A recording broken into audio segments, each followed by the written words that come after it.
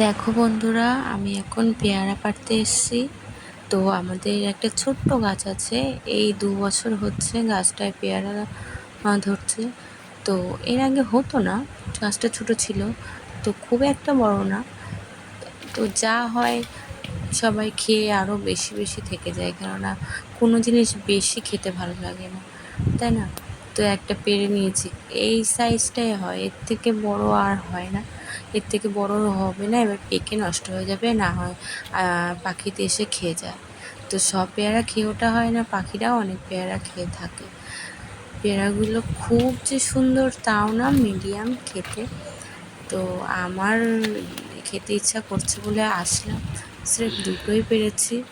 তো আর একটা গাছে দেখছি কি পুরো মানে পেকে সাদা টাইপের হয়ে গেছে, তো ওটা পারবো, তা ওর জন্য দুটো আমার অন্যতেই নিয়ে নিচ্ছি।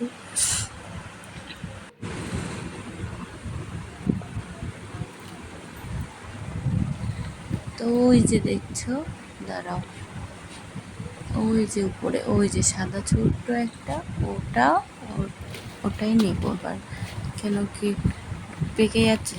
দেখো কি সর্বনাশ হয়েছে, ডালটাই ভেঙে দিয়েছি আমি, সেই সাথে একটা ছোট্ট পেয়ারাও পড়ে গেছে। হায় রে, এটা থাকলে তাও পরে খাওয়া যেত। তো এই যে দেখো, এই তো এবারে এর থেকেই পোকা লেগে যায়, এর থেকে বেশি বড় হয় না। কল থেকে একটু ধুয়ে নিই, কেন মাটিতে পড়ে গেছে, ফল জিনিস ধুয়েই খেতে হয়। তো একটু আমি উপরে উঠছি, বসে বসে খাবো। তো দেখো, এই পেয়ারা কিন্তু লাল পেয়ারা, ভিতরে লাল। তোমরা খাবে?